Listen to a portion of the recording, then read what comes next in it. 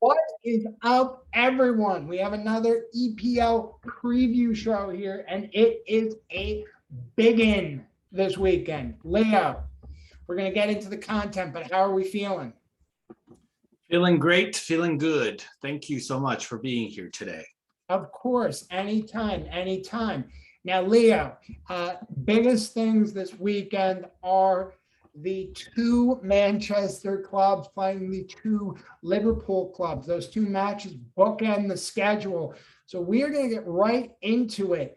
Tomorrow morning, 7:30 Eastern time, we will have the Manchester United hosting Everton, who, right now, the way the table's looking, that is just about a top four clash. They are tied on points. United have 3 better goal difference. Leo, you are a semi-fan of both teams. What are your thoughts on this one?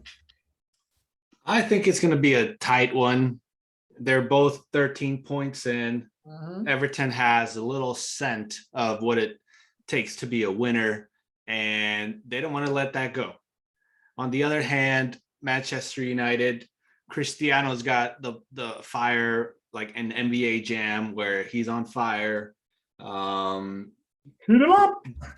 Goal wise, right? Because playing wise, the rest of the team has been doing much better than him. So Bruno also has a chip on his shoulder. He missed a fucking penalty kick last week, so he wants to make up for that. And then you got people like Wan-Bissaka. You got people like that kid that I forget his name that wants like Greenwood is showing out. So it's going to be a good one. I think Everton has some players that just got this guy run done. And he apparently is like their newest hot shit. Last week, I think he did something. And then, it's going to be a banger, I think. Good 7:30 match. Salomon Rondon, he's not a hot shit. He's well, you got to think about it. This is from the Everton point of view, right? He's playing because Calvert-Lewin's injured. Salomon Rondon has bounced around. What is he? I think he's like 33. He's like a 33-year-old journeyman Venezuelan striker. 32 Venezuelan. He's been absolutely everywhere.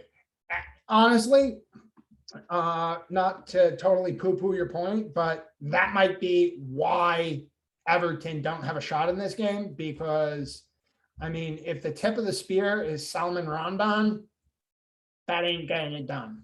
That is by far not getting it done. When Manchester United have 4 strikers on the bench that are better than the striker that Everton will probably start, Salomon Rondon, 1 minute.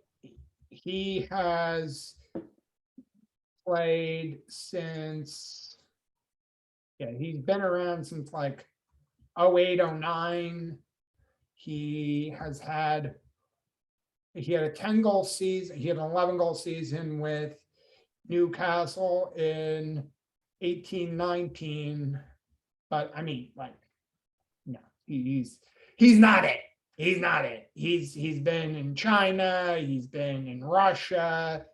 Like he was a break glass option, and not a good one. Not a good one. And now they're in a spot where Calvert-Lewin is out. And I'm a big Calvert-Lewin guy. You're not gonna get me saying good things about Everton in the shirt that I'm wearing right now, but I have to give credit where credit's due, and Dominic Calvert-Lewin is at a very minimum a nuisance. At a very minimum a nuisance. At a maximum, somebody who could get minutes in an England side that have plenty of striking options. So he's a player, and him being out, and United's at home, and United got that big late winner against Villarreal. They're feeling good, but you touched on it. What is the feeling in the camp right now at Man U? You had to squeeze that win over Villarreal. You don't squeeze that win against Villarreal, you are in a spot where you could lose 3 straight games at Old Trafford because they lost to West Ham in the Carabao Cup. They lost to Villa, and they were losing that game to Villarreal. And then Telish got the great goal, and then Ronaldo does Ronaldo things. So we could be talking about big crisis time, which is weird for a team that's 4-1-1. I mean, look, United are an all-star team. And it really comes down to the all-star team of Man U against the compact nature of Everton. And I did, again, give credit where credit was due. They got absolutely washed by Villa, and then they came back and had a strong performance last week. And again, no, it was Norwich. No, that's not the best of teams, but it's just impressive that they picked themselves up off the mat. That game being at Old Trafford might make a difference. But before we move on to other games, any other thoughts that you have on this one? I don't think so. I think we're good to go here. Okay. What are we feeling for a score prediction? I'm gonna go with 3-1. 3-1 United. 3-1 United. Yeah. Can't agree more. That's exactly where I was at. Next game is Chelsea Southampton, which is at Stamford Bridge. Now, Chelsea, of course, are one of the big three. They lost last week to Man City in the league. They lost to Juve in the Champions League. Not feeling great. And on paper, you say it's a Southampton team that haven't won. It's a Southampton team that scored 4 goals in 6 games. It's also a Southampton team that have drawn against both Manchester teams. So, and they drew against City at the Etihad. So, at some point, Southampton need to start turning draws into wins.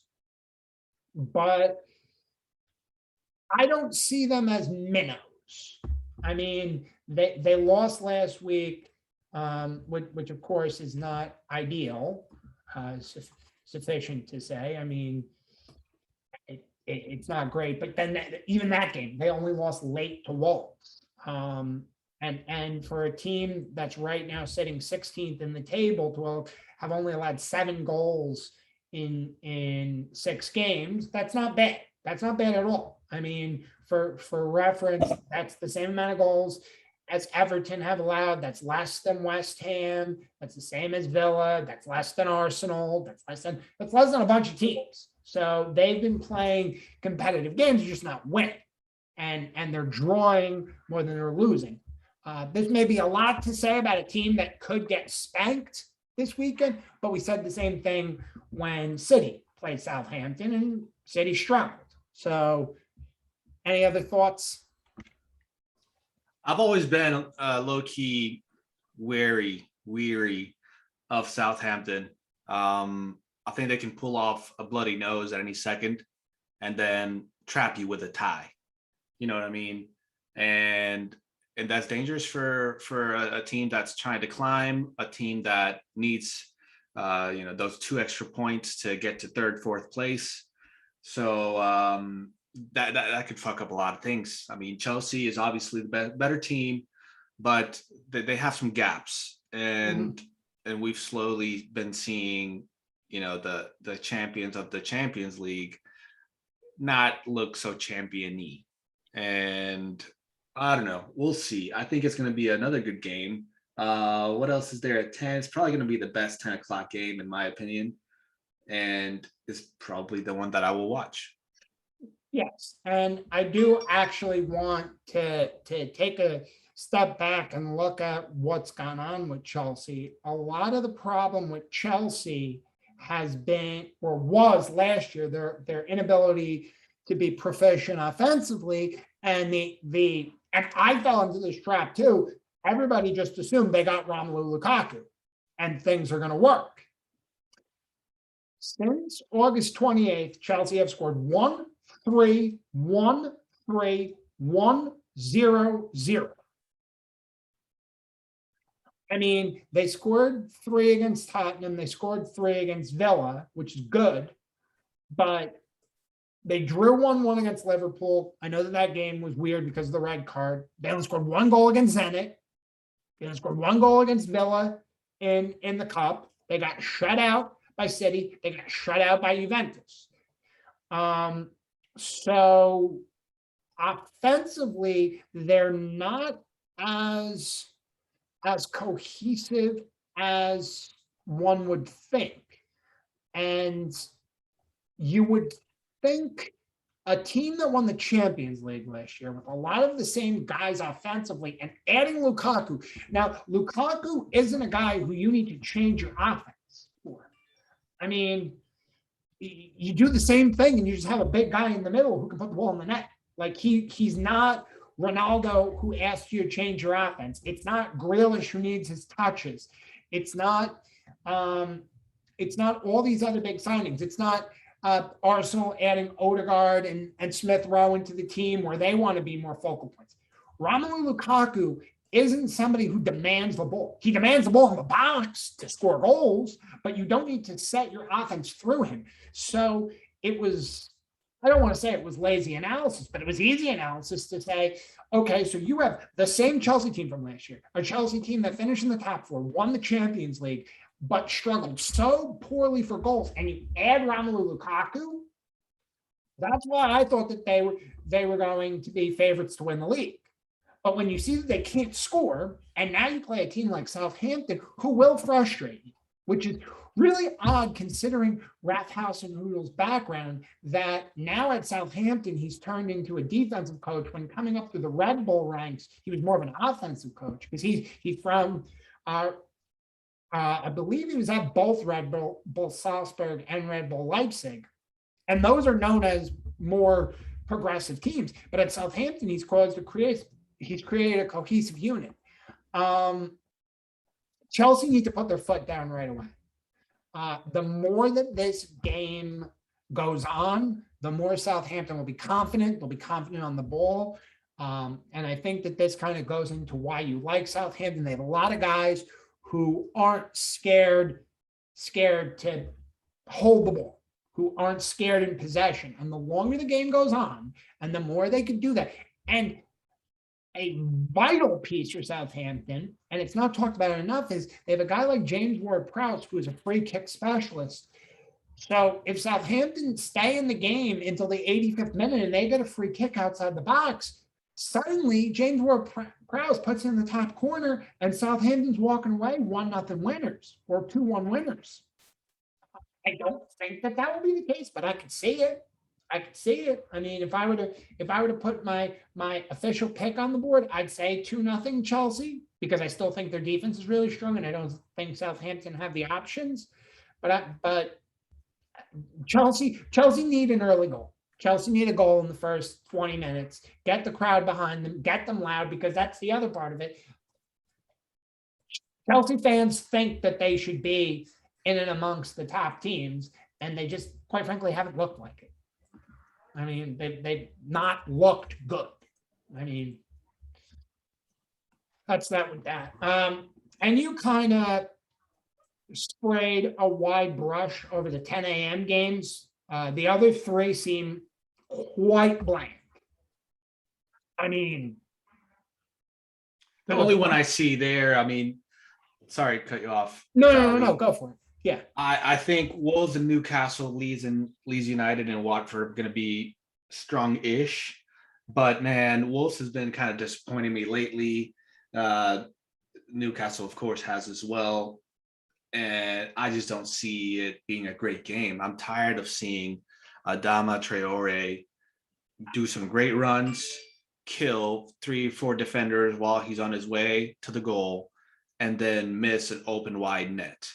Yeah. And that's kind of frustrating. I've lost my confidence in him. I know he'd be great. I think he'd be great somewhere else, maybe, or I don't know. I'm tired of seeing him miss. It's like watching another Chelsea. What's his name? Werner on a much mediocre scale, right? Because on a middle of the table team or lower. So I don't know. That's the 10 a.m. games. I mean, if you're talking about that one, about the next best one, Leeds United and Watford may have something interesting. Mhm. And I know I'm going off here on a couple go of tangent here, but Leeds United, I would say, has shown more things than Wolves this season, and it may be something a little more interesting. But I don't know. It's just the 10 a.m. games don't do it for me, except for that Chelsea one. Let's not even talk about Burnley and Norwich. Oh yeah. It's actually funny, as today is the day that both FIFA and eFootball come out, #ad.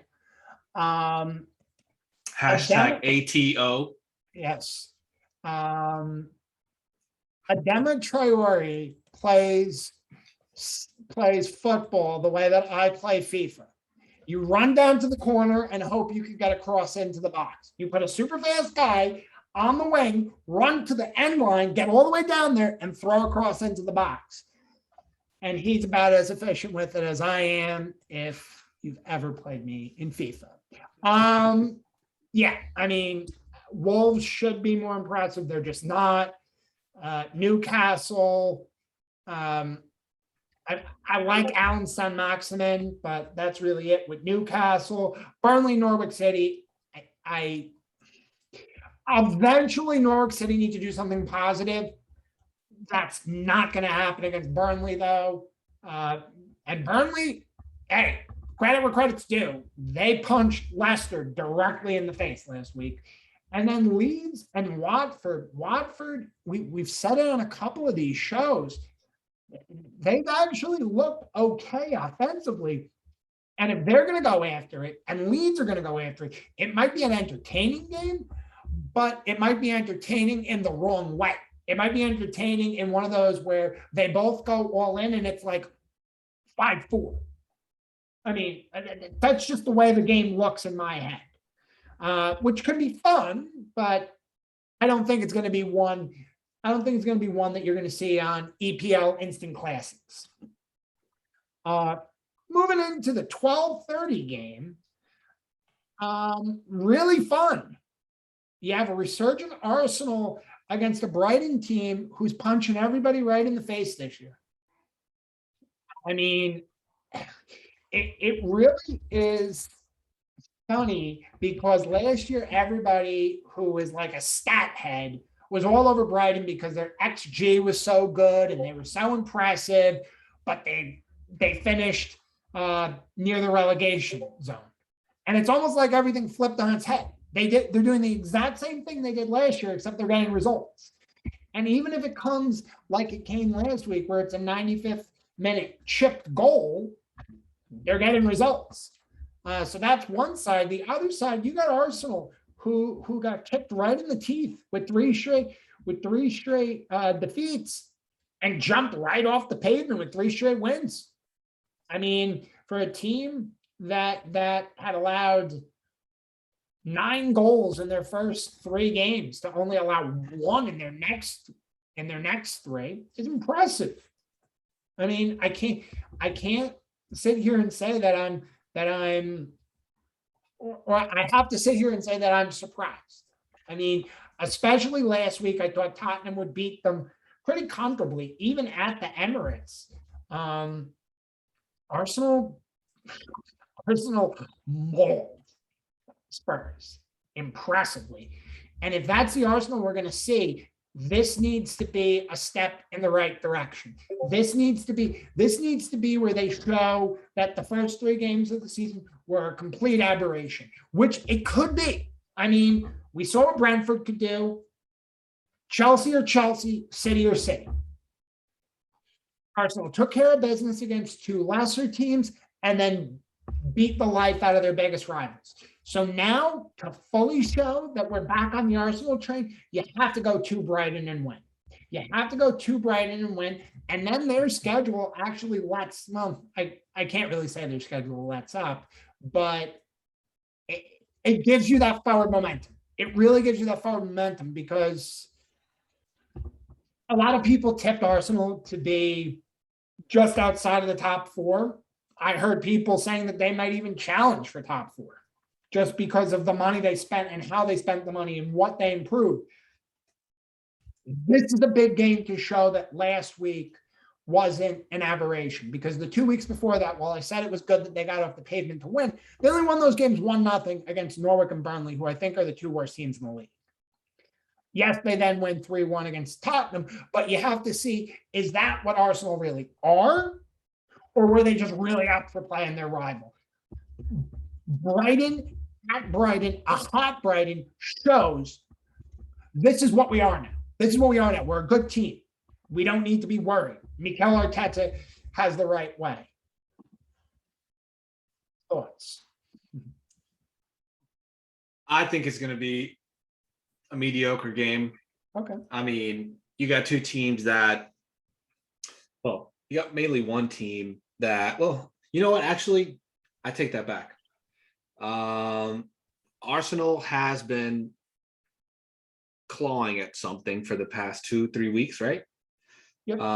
Brighton has kind of been steamrolling through the competition, which is weird for them because we know them as bottom of the table, middle of the table type of team, can't handle one of the big teams, and now they're up against an Arsenal that's been playing at 50% for the beginning of the season. They've stepped it up to 75. I think that Brighton's been at 75 to 85% this whole season, just killing teams.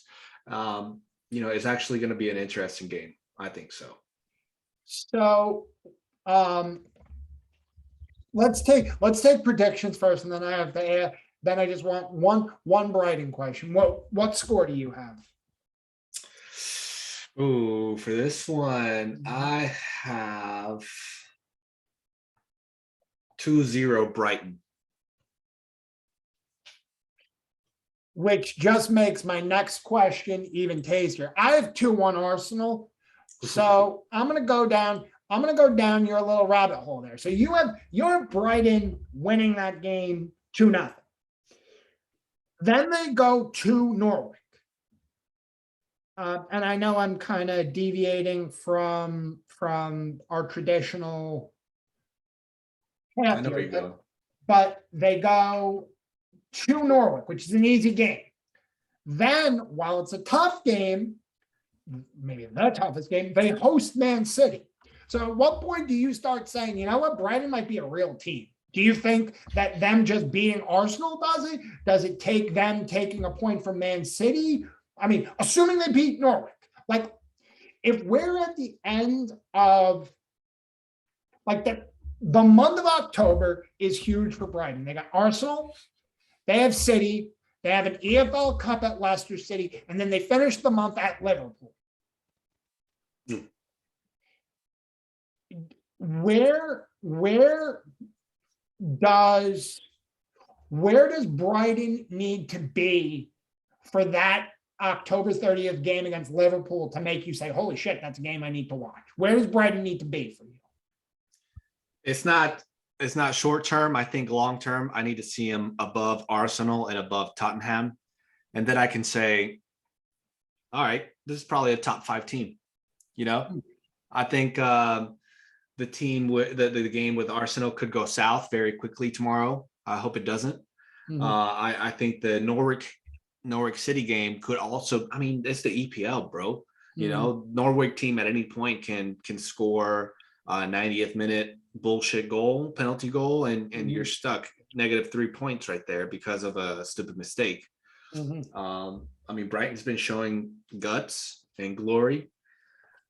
I think it's going to take a couple more games, probably after the Liverpool game, let's just say, because Liverpool is the ultimate test. Liverpool, Chelsea, who else? Here's what I'll say. City, United. Just to bring it all home. This month, they have to play, like I said, Liverpool, City, Arsenal. And Arsenal and City are at home. Do you think that Brighton are still in the top half of the table at the end of the month? We are sitting here on October 1st. We're talking October 31st. Brighton right now are in 6th. Are Brighton above or below 10th on November 1st? They're above. Easy. You think they're above? Okay. Mind you, there's 4 points between them and 11th. So that's tricky. But anyway, we'll get there. That's a fun thing to watch that we could go back. This is the content we're bet doing on. here. Okay. So, and I can see it too. I can see them beat Arsenal, beat Norwich, and find a way to take a point off the City, which I would love all day. But that's just me. Okay, so on to Sunday. Big Sunday. Kicks off 3 games. Tricky 3 games. Tricky 3 games to open up the Sunday. I mean, you look at it and you say, oh, is it really that tricky? But Tottenham have not looked good, and they're hosting Villa. West Ham have looked outstanding, and they're hosting a Brentford team that took a huge scalp. And Leicester have to go to Palace. And I know you say Palace, but Leicester are all over the place right now. They lost in Poland yesterday in the Europa League. So those 3 games are, as I say, delicious. Because Tottenham, they need it.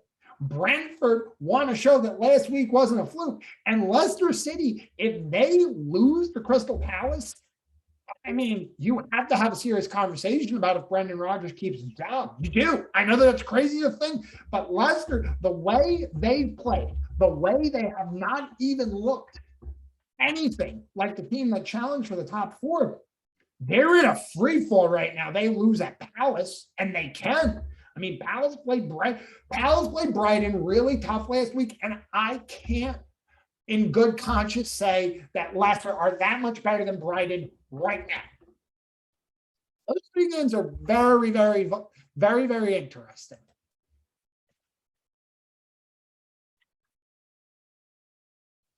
Yeah, it's bad. I mean, Leicester has been all over the place. Jamie Vardy hasn't been getting the touches he needs or he's used to, or maybe he just hasn't been converting them. Crystal Palace is a tricky team. It's going to be a good game. They have some good offensive players that I like to watch. And I mean, if we're going to go down the same path as we did the other teams, Leicester has Man City next, Man United next week. And then they have freaking Brentford the week after that. Arsenal the week after. So I don't know. It's not looking good for their next 3-4 games. And they need to nut up or shut up. That's what I say. Mm-hmm. And what about the other 2 games? You got West Ham hosting Brentford and Tottenham hosting Villa. I'm excited for that West Ham Brentford game. I think it's going to be a good one with 2 tricky teams, 2 teams that know how to score. They're comfortable with playing against good teams, or they have, so that they're kind of, got the jitters out of the way. It's going to be a good one. And then, I mean, I'll have to say the same thing for Tottenham and Aston Villa. Villa has been looking kind of strong lately.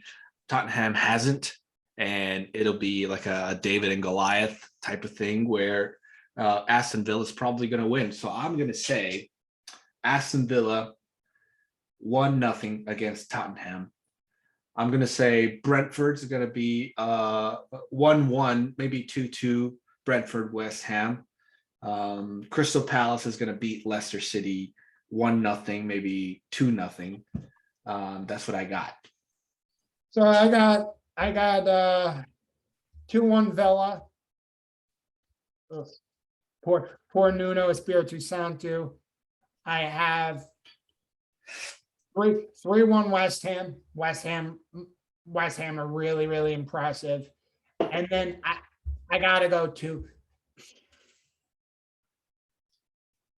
2-0 Leicester City. They need that game. They need that game badly. They need this game. Like, I'm talking need. Like, if they don't come out with a big victory here.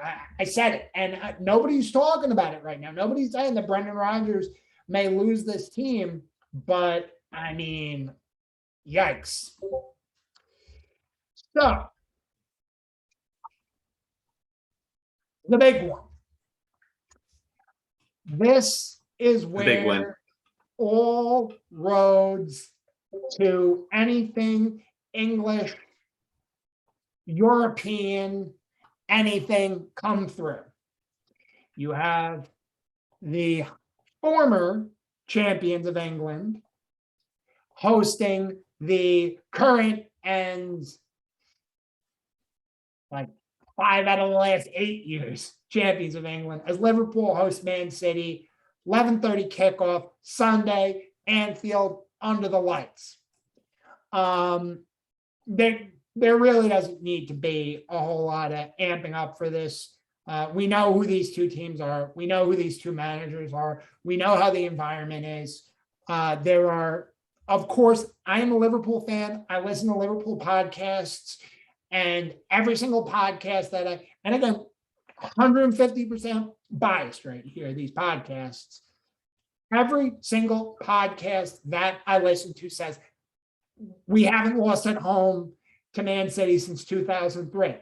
Well, what about last year? Doesn't count. Fans weren't in the stands. We didn't have center backs. Don't care that we lost 4-1. We have not lost at home to Man City since 2003. Show me a full Anfield. Show me not having Fabinho and Jordan Henderson at center back, and then show me Man City beating us at home. We have not lost at home in a real game to Man City since 2003. Man City probably doesn't like that very much. Man City probably looks at it and says, oh, really? Because we beat you at the end of 1920. Yeah, you already clinched the title, but we beat you 4-0. We played you very strong in a 1-1 draw at the beginning of last year. And then we absolutely pantsed you at your home stadium. I don't care who were your center backs. You have 4 goals to us, champ. We made your goalie look horrible. The only goal you got was on maybe a shady penalty. Yeah, it leveled it at 1-1, but we absolutely pulled your pants down. We are the team. So you can't amp this game up anymore, even though I really am trying to do the best I can. And yeah, it's the biggest game on the schedule. You play it twice a year. Hopefully you get a Champions League matchup out of them too. And these are two teams that are at the peak of their powers. It is a little bit disappointing that Liverpool will be without Trent Alexander-Arnold for the game. And of course, Thiago is out as well. And I mean, Harvey Elliott, but Harvey Elliott and Thiago in the midfielder are not as big of hits, but Trent is out. James Milner, of course, looked very good in Liverpool's 5-1 thumping of Porto. Yeah, Leo, your thoughts? I feel like I've given a phenomenal introduction. I think Liverpool 2-0. Man City scores as a team, but they don't have poachers. They don't have dribblers up top that can, pivot, score one to the top of the net. They have dangerous maybe wingers. They have a phenomenal midfielder distributor role in De Bruyne.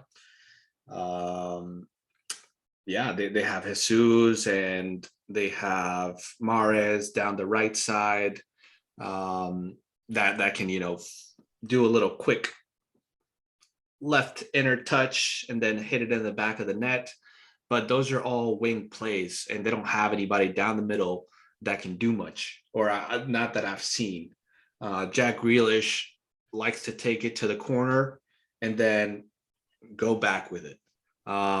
He's been showing some things. He's like a true, I would say he's a 10. He's a number 10 that can distribute the ball and play passes, pretty passes. But when it comes to hustling when it comes to defending, when it comes to high IQ plays, he backs down and he decides to have a little more patience. He's a very patient player.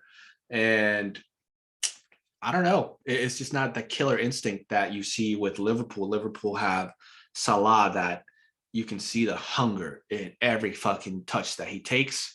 He's looking at a goal. He's looking at taking a couple of defenders, putting it in the back of the net, making maybe a couple of plays, 1-2, but he ultimately wants to take the ball, wants to take the game. And not only him, I mean, you see it out of tons of players, maybe all players in Liverpool.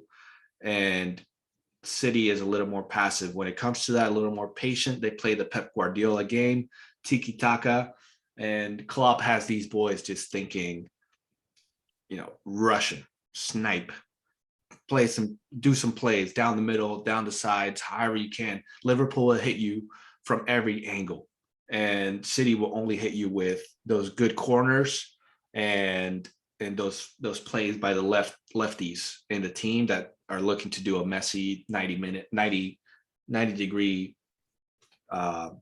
goal. Yeah. So it's a 2-0 game for me. It might be more if City aren't careful, but they have a decent defensive line where I can say they might be able to handle 80% of what Liverpool throws at them, I think. So you made a phenomenal point. I have to give credit where credit's due, because I couldn't have said it better myself. City's game is about patiently passing the ball around. It's Pep Guardiola. Patiently passing the ball around, standing on the ball. Grealish, you gave a perfect example. He wants to keep his foot on the ball, draw in pressure, and then make something happen. You can't do that against Liverpool. You can't do that, and you really can't do that against Liverpool in a full Anfield, because Liverpool's not going to sit back and, like what Chelsea did last week. They watched them play. Yeah, they watched them. It was like they let the game happen in front of them.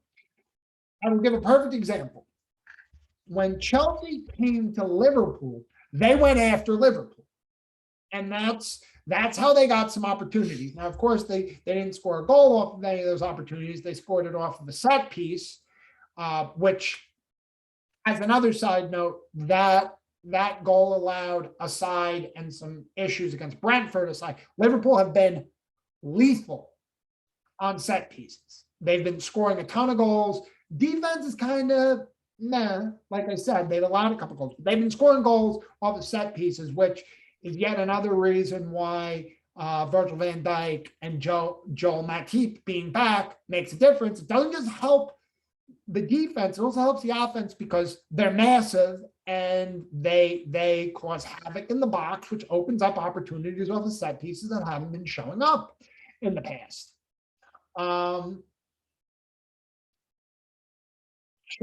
Where I was going was Chelsea went after Liverpool. They didn't go after City. They sat back, which was really weird since it was a home game for Chelsea. They sat back, they absorbed pressure, and Man City just consistently were attacking.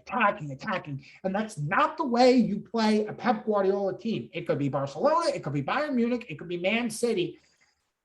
Change the players, it's the same philosophy. If you let a Pep Guardiola team sit on the ball, eventually they will unpick a defense. Eventually. Liverpool has to get there first. What I'm saying is Liverpool does not play that game. I mean, you saw it last week against Brentford in their detriment. They went after Brentford, and Brentford just said, fuck it, we're going to go after it harder, and they ended up making it a 3-3 game. That will not happen at Anfield. I see a very similar game to 1920. If Liverpool are able to score the first goal, they aren't going to stop scoring. Then the question is, does City get back on the board? And it's very interesting to see how they set up, because, of course, the way they set up last year, and this was without De Bruyne, I believe they had a false nine. Foden was actually in the middle, and Foden was massive in the game at Anfield last year. Some great goals, but if City go down early, which I think they may, it could be a game. It's going to be, in my opinion, somewhere between 17-18, where it was a 4-3 Liverpool win, and 19-20, where it was 3-1 Liverpool. Because even that 3-1 Liverpool game, while it was 3-0, and then Bernardo Silva pegged back one late, it didn't feel like a 3-0, 3-1. City were still kind of in and about the game. And there's actually a decent history, and it actually goes both ways, of once these teams start scoring, they don't stop scoring, because Liverpool's done it to City a couple times, City's done it to Liverpool a couple times. Because remember, last year, while it finished 4-1 City, it was 1-1 into like the 65th minute, and then City just went on a 15-minute rampage where they scored 3 goals. And suddenly Liverpool's entire season was over, because that really was when Liverpool officially had their foot off the gas. I am very intrigued to see what Liverpool do to cover for Trent Alexander-Arnold being out. And more importantly, I'm interested to see if Pep falls into the trap of Trent Alexander-Arnold being out, because he wants to, like you said, he wants to attack through the left, and Trent is on the right. So if Pep says, you know what, I'm going to try to attack from the right because there's no Trent Alexander-Arnold, it's not the way they play. And that may open up a situation where Liverpool could catch him out, because if they're used to playing through the left and they're trying to play through the right, I mean, James Milner's not fast. I'm not going to sit here and say that he can keep up with him, but James Milner is James Milner. If indeed he's the one that's going to start at right back, he knows what he's doing. I mean, there were plenty of times where he bodied Wilfred Zaha. I mean, he's a pro's pro. He knows what he's doing. He knows what he's doing. And he knows in a game like this what needs to be done. I mean, I'm not going to sit here and say that I'm happy that Trent Alexander-Arnold is out as a Liverpool fan, but a guy like James Milner, who knows what to do in these big games, he will mark his man. I mean, and actually, I say he'll mark his man. He's a very good progressive midfielder, winger. Like, he's a winger by nature. I know he's slowed down, he's moved to central midfield, but this is a guy who a couple of years ago set the Champions League record for most assists in a single season. So it's not like he's not going to get things done offensively, which of course is where Trent makes the big difference. I got a 2-1 Liverpool. I'm going to split the difference. I can't see City not score, particularly after the way they looked against PSG, because they actually looked good. I know they lost 2-0, but they looked good. Watching back the highlights, they just didn't score goals, which is the name of the game. So I think City will score. I actually think City will score first. I actually think City will score first, because like I said, if Liverpool score first, I think Liverpool will run away. So I think City will score first. But Liverpool will answer. I can see it being a very, very cagey game. But Liverpool have the options. I'm actually most interested to see if they potentially go hell for leather and just say, you know what, we'll play a 4-2-4. And because they did that at the Etihad last season, and start all 4 of the attackers. Start Bobby in more of a 10, Mane, Jota, and Salah up top. I mean, I don't know if they do that. That then puts a lot of pressure on their defense. But if you run that, you put Fabinho, Henderson as deep lying playmakers, or more of a, I don't know, maybe Fabinho and Henderson. I don't know. I'd be interested to see it just because that worked last year, but also the offense is moving so well right now. I mean, Liverpool scored 20 goals in the last 6 games. I mean, they're the top scoring team in the league. They're the only team in Europe that's undefeated. The only team in Europe that's undefeated.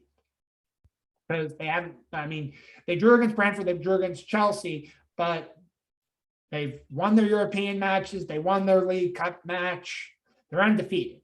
So there is an aspect of don't fix what's not broken, but they're playing Man City. And Man City, if you're going to break the mold, you break it for Manchester City. So you're at 2-0, I'm at 2-1. Either way, it seems like it's going to be a high class game. I just really, really hope, and I'm assuming you're in agreement with me. I don't want it to be one of these games where it's just a drab draw. Recovering themselves. Yeah, because it's happened twice in the last couple years. In 18-19, they played to a 0-0. Last year, they played to a 1-1 at the Etihad, where it really was after like the 65th minute, they just shook hands and said, "We're good at 1-1. We'll just 1-1. We'll each take a point. It's early in the season." And it's actually interesting because what I mentioned there, both in 18-19 and then last year, those were the early games. Those were the first of the 2 games where they kind of just shook hands and said, "A point's fine. It's November. I know this is October, but it's a November game. Let's not screw up each other's schedule. Draw is good. I want that. I want somebody to go after it."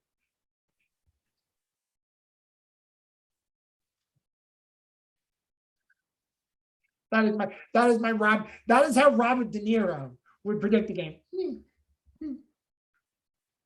You're talking to me. It's gonna be a 2-1. It's gonna be a 2-1. It's gonna be a 2-1. Hashtag copyright.